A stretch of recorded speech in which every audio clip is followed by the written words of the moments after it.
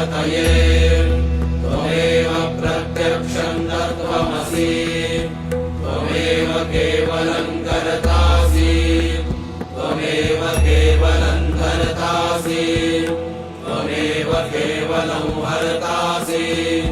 त्वमेव सर्वं खल्विदं ब्रह्मासि त्वं साक्षादात्मासि नित्यं ऋतं वच्मि सत्यं वच्मि